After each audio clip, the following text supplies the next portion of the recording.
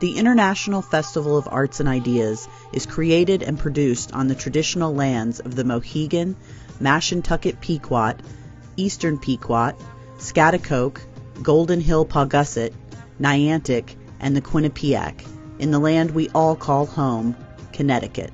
We hope that from wherever you are, you take a moment to acknowledge and honor the native people whose land you are on and the history of the place you are in. The International Festival of Arts and Ideas stands in solidarity with Black and Brown communities and other groups who are targeted and abused by unjust systems of oppression. We support all movements working to decenter white voices and dismantle white supremacy. We are actively seeking to dismantle systemic racism, and we raise our voices with those in our community who are already engaged in this vital work. We commit to working alongside you to create transformative change in New Haven and in our global community.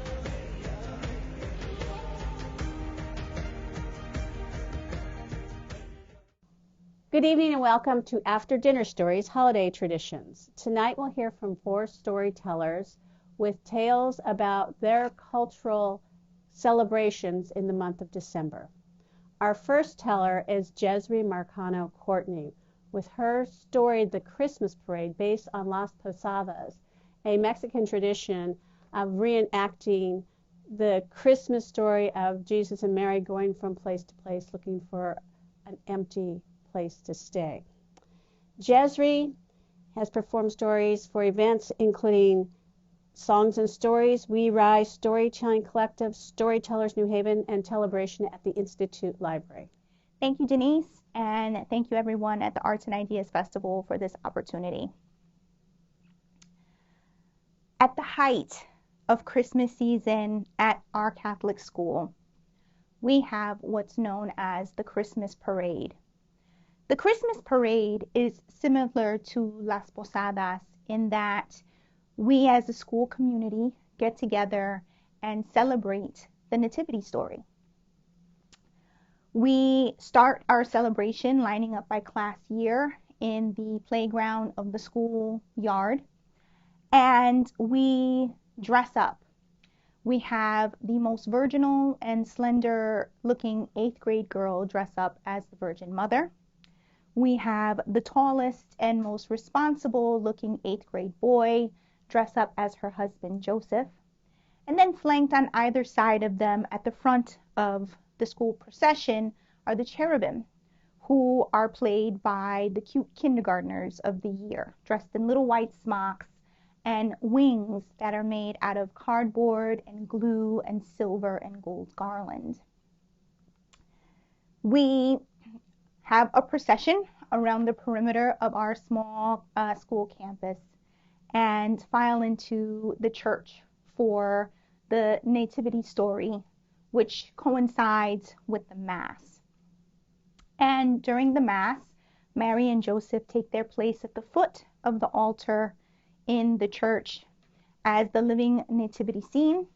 And at the point where Jesus Christ is born, Sister Natalina comes and wheels out the manger with the baby Jesus inside.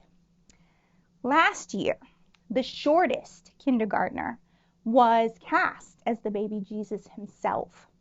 And so at the moment of the birth, Sister Natalina comes out with the living baby Jesus, and it really was a beautiful sight to see.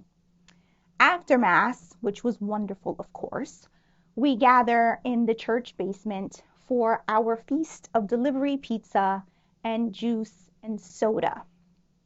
And while we're enjoying this feast, Sister Natalina takes photographs of the Holy Family. Well, there was only a second that went by between when Sister Natalina was suddenly distracted and baby Jesus fell. Here's how it happened. Baby Jesus was hopped up on the sugar from soda and juice and pizza and wanted a piggyback ride from Joseph, who was happy to oblige because he was also hopped up on the sugar from soda and juice and pizza. And so baby Jesus goes to climb up Joseph's back and loses his footing and slips and falls and hits himself very hard on the floor. Poor baby. This year, Sister Natalina has been more thoughtful in her approach And instead of using a living baby Jesus, we have instead a ceramic baby Jesus, which sits in wait in the manger for the part of the nativity story where the birth occurs. Afterwards, the scene, the nativity story scene, all of that gets moved over into the school hallway. And we have, instead of the 8th graders posing in the hallway, which I think would have been hilarious, we have statues for Mary and Joseph, and the ceramic baby Jesus takes his place in the nativity scene. And I'm in the 6th grade now, so I'm looking ahead to when I get to play the Virgin Mother. And we sit in Mass, and we enjoy the nativity story. We all gather into the church basement for our feast of delivery pizza and soda and juice. And Sister Natalina this year forgoes having to take family photos because she wants the event to be injury-free, which works out. But that piece is very short-lived. When we return to school after Christmas break, we get to spend the first week of the new year at indoor recess. Indoor recess occurs only when the weather is so foul outside that it's actually dangerous for us to play in the schoolyard. So we take out the board games and card games, we extend our lunches, we hang out with our friends across the hallway and in the hallway, and it's pretty much a good time. I'm sitting in my 6th grade classroom and I'm enjoying my sandwich when suddenly I hear a thud, and then a crash, and then a big bang. We all jump up from our desks and we gather at the front and the back door of our classroom, and we're all vying for position to try and see what's going on outside. And we can hear the scurrying of footsteps and we hear voices. And suddenly Sister Natalina comes and she swings the front door of our classroom open and implores us to please have our seats and pray to the Sacred Heart of Jesus. I think to myself, a prayer of this magnitude means there is big trouble outside. Well, 20 minutes later, Sister Antoinette, our principal, comes onto the loudspeaker to break the unfortunate news to us. During the indoor recess, bored 8th grade boys decided to take the ceramic baby Jesus from the nativity scene and use it as a football for a game. During a snap, the quarterback shot Jesus down the hallway to the intended receiver, but baby Jesus was intercepted by the defender from the other team, who then lost his grip of the baby Jesus, and it slipped and fell, and it smashed to the floor. For days, there were arguments over whether Jesus lost his legs or just lost his arm, but we can all agree that heavy damage was sustained. In order to not get hit by the shards of ceramic baby Jesus, the defender backs into the intended receiver, who is only standing millimeters in front of a grand statue of the Sacred Heart of Jesus. And so the intended receiver knocks into the statue, and the statue teeters on its platform before falling over and getting decapitated. We realized there was no amount of prayer that would bring baby Jesus back or the Sacred Heart of Jesus. And from that time onward, there were no more Christmas parades, there was no more pizza feasts, no more Christmas processions into the church. And worst of all, I didn't get to play the Virgin Mother. Thank you. Thank you, Jesri. The next teller is Larry Castleberry with his story, What is Kwanzaa? Larry is a skilled storyteller who has captured many audiences. He focuses on personal and family stories that are numerous while simultaneously providing life lessons. He has a wonderful array of stories based on the world of martial arts and African American tradition, which are so engaging that his listeners are encouraged to stay focused. I hope you enjoy his story. The University of Detroit, 1985. I had just finished my freshman semester almost of college. I had one more final to take, chemistry. And I was studying with one of the prettiest girls at UAD. Her name was Nina. Now, see, I was a first-year engineering student, and she was a first-year architect student. Now, needless to say, there weren't very many African-American girls in the architect program at UAD. But Nina, oh, she had brains and beauty. Oh, she had the most beautiful brown eyes. Oh, that lovely black hair, those beautiful lips. Oh, she was pretty, pretty, pretty, pretty, pretty. Oh, and let's just say she was pretty. Well, we were sitting there and we were studying.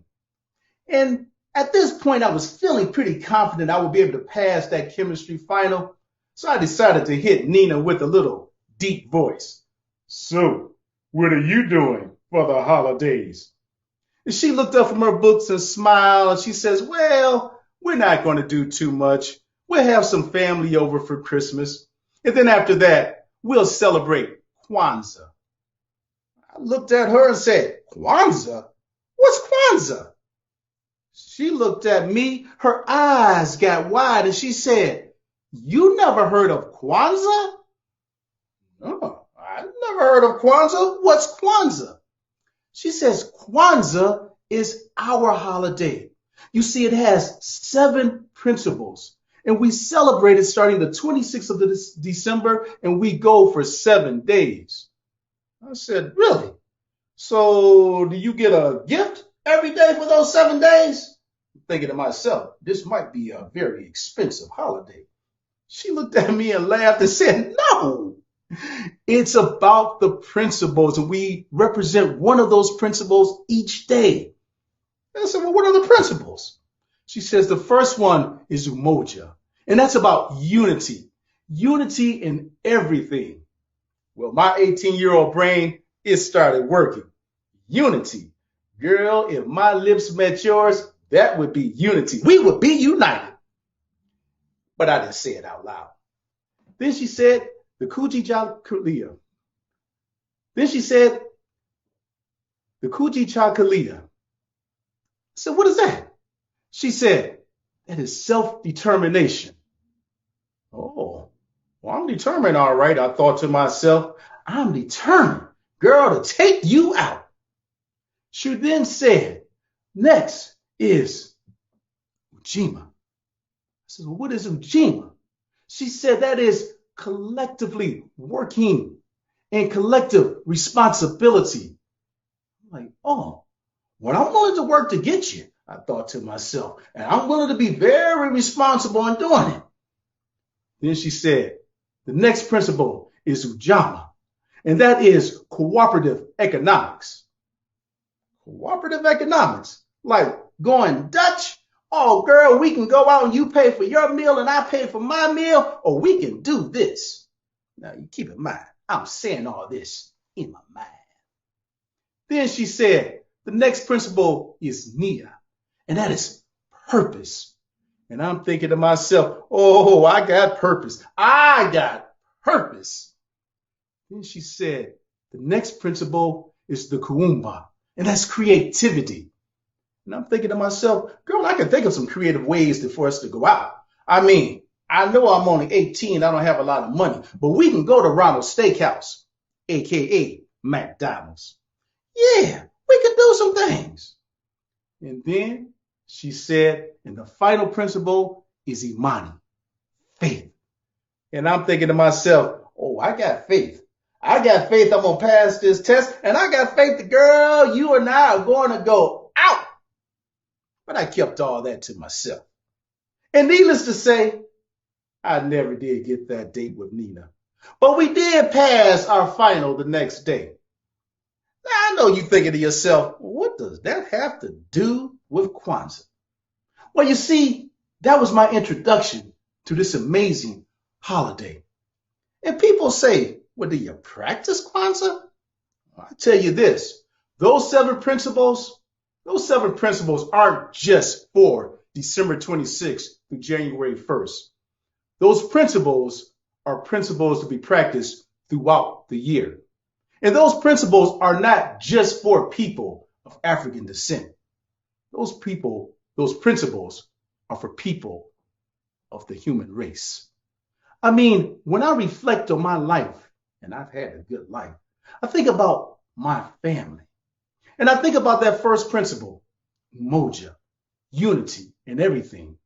And I think about how my mother and my aunties and my uncles, all of them came together to make a life for their children and provide for them. How they would work together. We would come together for events, birthdays, holidays, but it was a united front.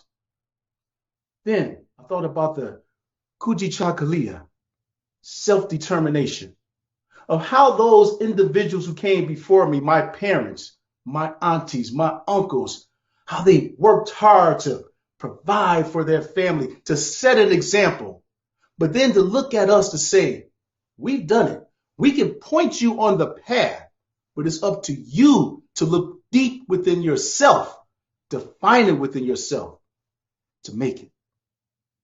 And then the Ujima, collective responsibility and work.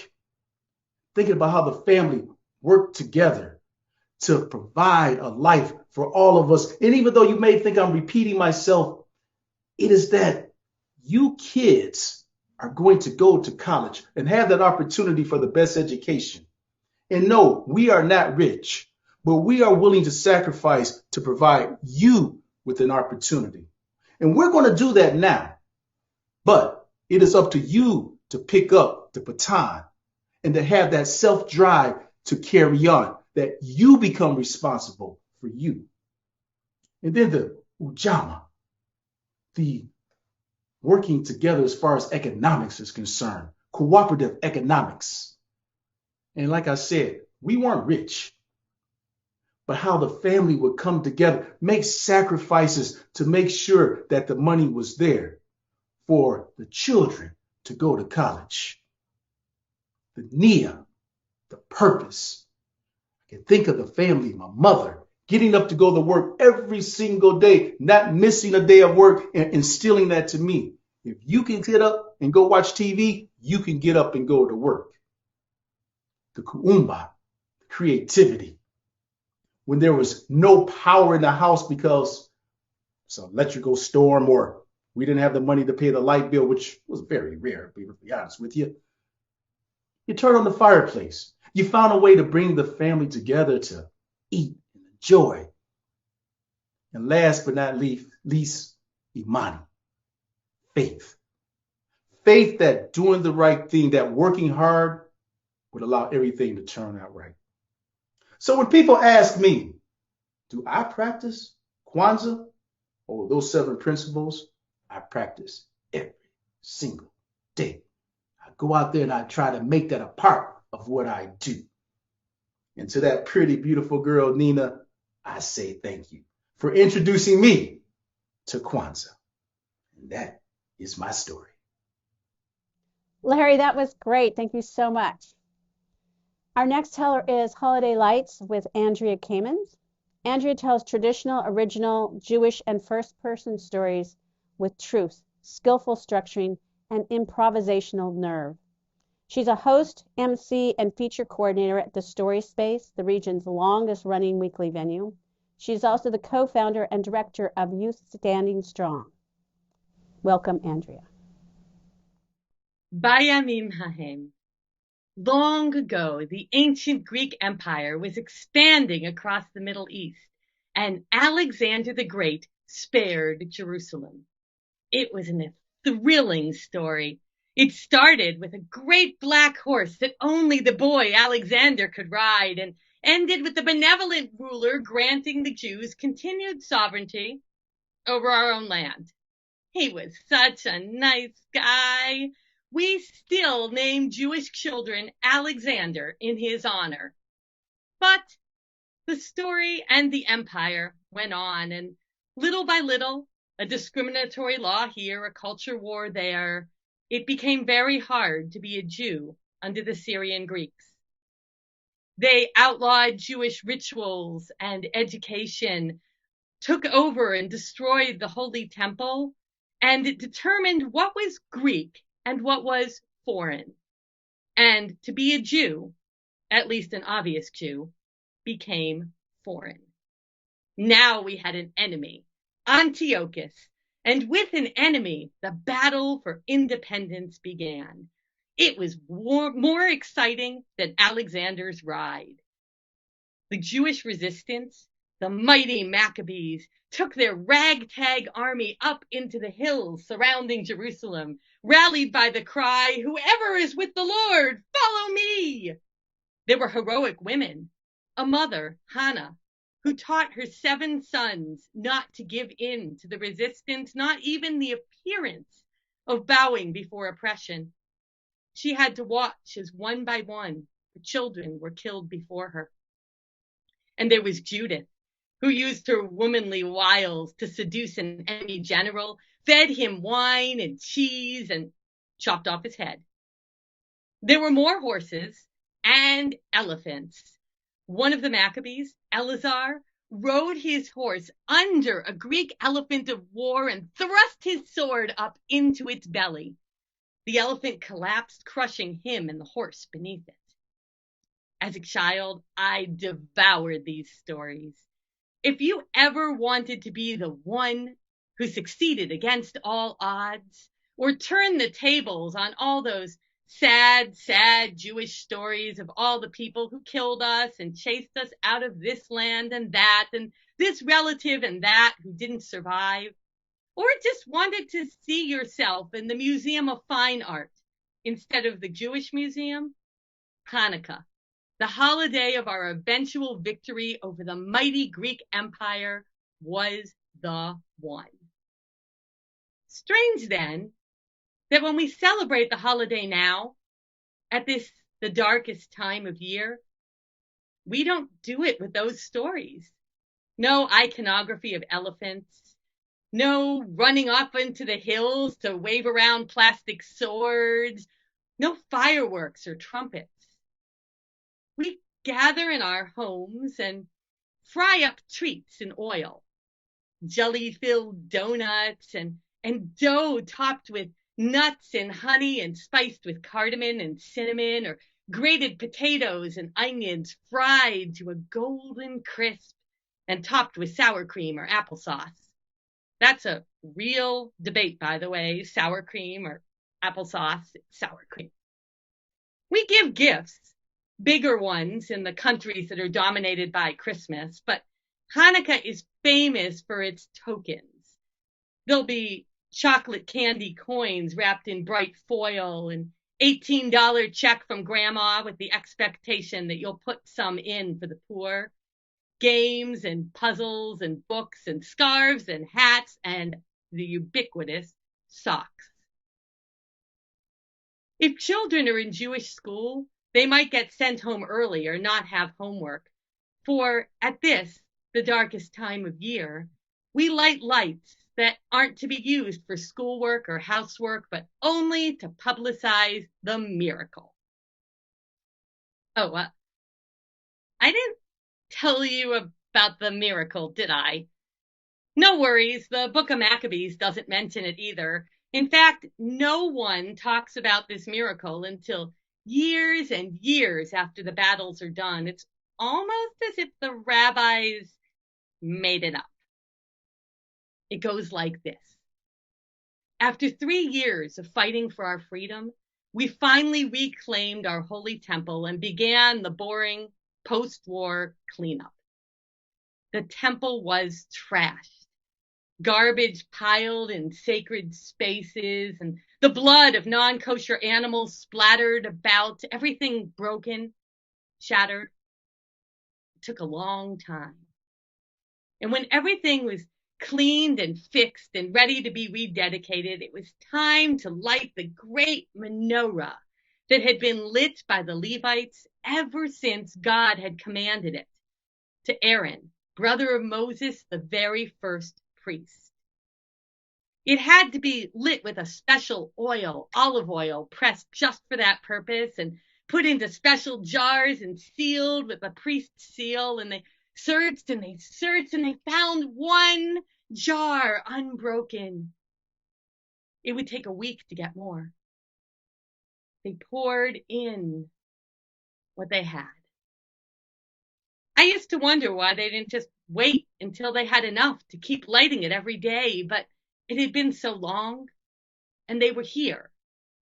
They poured what they had, they lit what they had, and I think even if you don't know the story, you know the story. The priest came in the next day, and that oil that was supposed to burn for one day, it was still burning.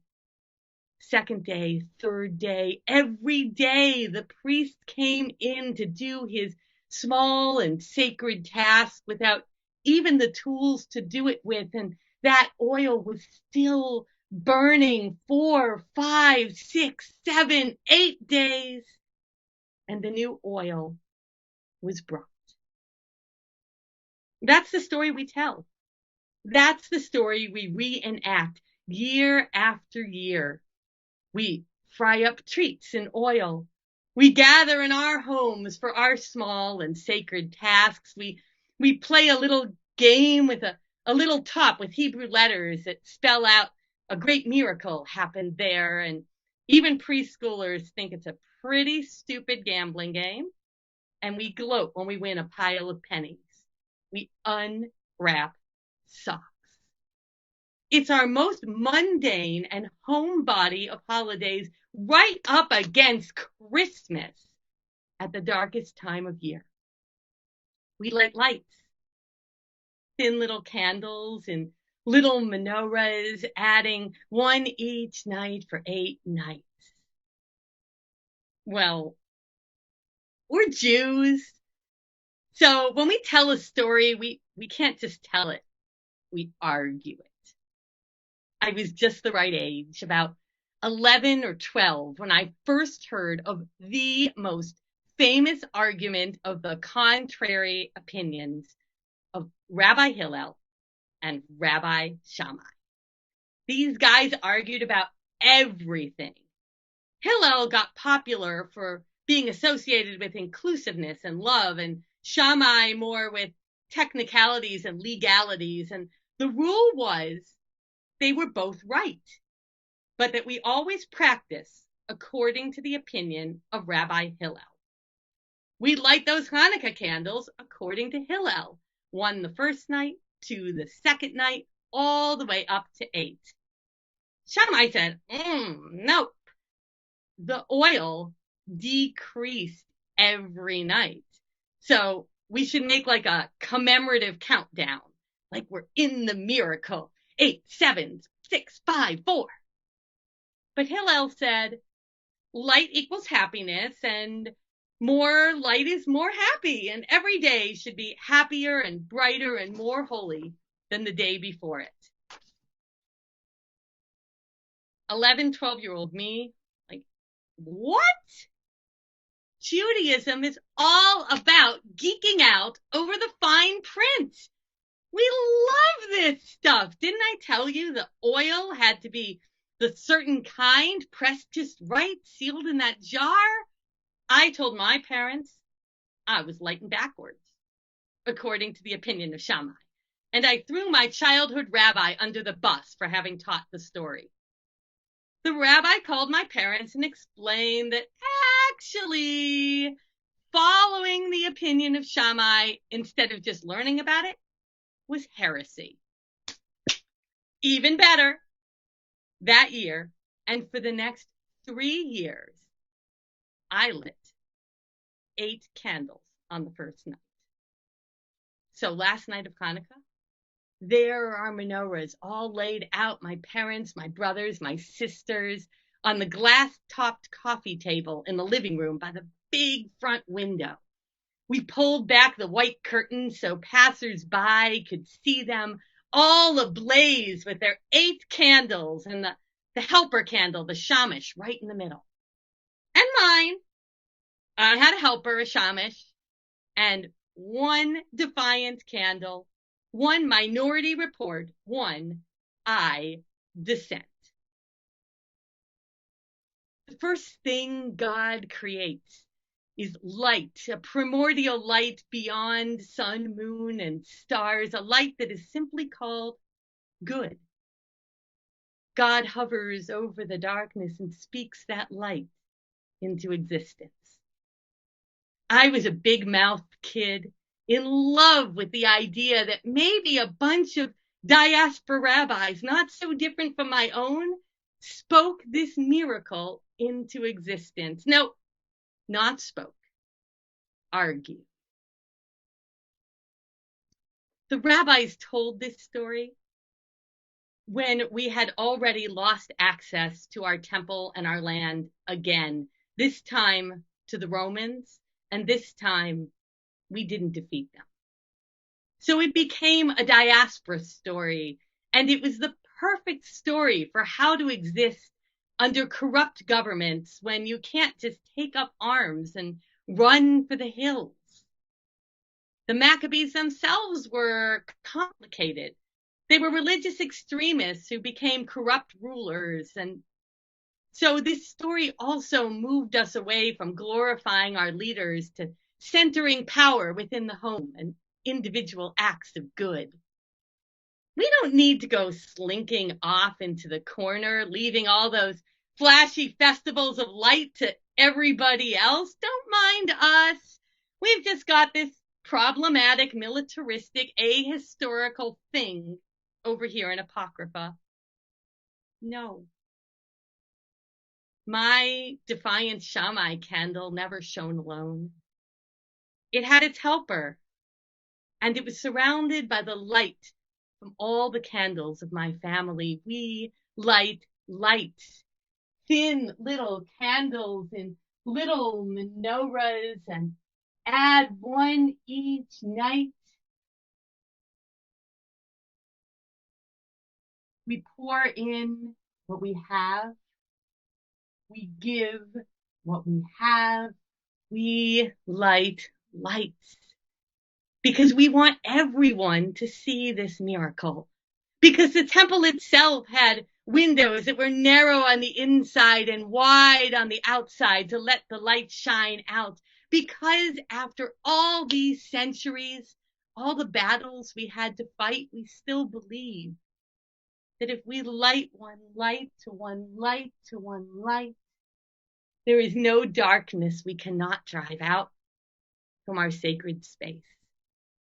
And if we do this in Jewish homes all across the world, wherever we've been dispersed to, wherever anyone is displaced, made foreign, estranged, there is no space that isn't sacred, and no place or time that can't be lit every day more holy than the one before.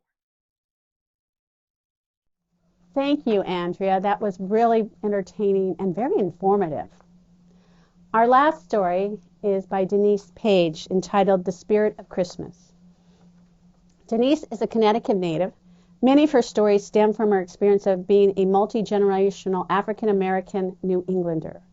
She believes that sharing and listening to the stories of others has the capacity to normalize the inevitable changes of life and deepen our understanding of one another.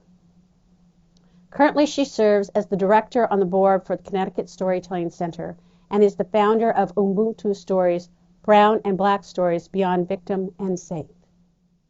My friend's 5-year-old daughter, Margot, ran breathlessly into the kitchen looking terribly confused. I just went outside and looked around the corner, and Christmas isn't there, she declared. Her mother, stifling a laugh, looked at her. And last night, when I asked you, when is Christmas coming, you told me it's just around the corner, and it's not.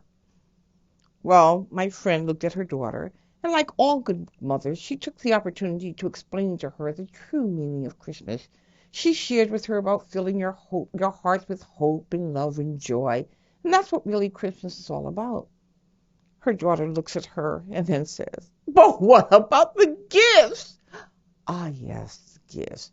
Well, you see, Christmas is about giving and receiving. And when you have the hope and joy in your heart, then you receive gifts, but you learn to ask for gifts and you receive gifts, and you also learn the joy of giving.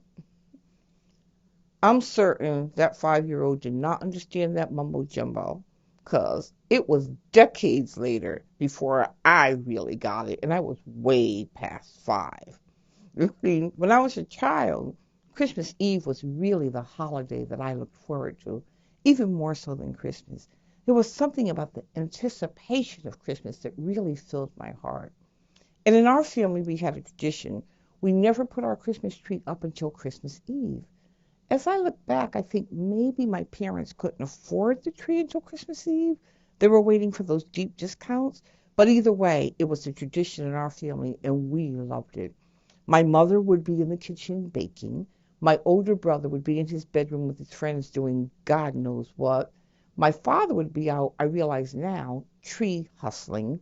And that meant I had the den all to myself. I would snuggle into his overstuffed leather chair and wait for my show. This show came on every year on Christmas Eve, and I timed myself to be sitting right in front of it.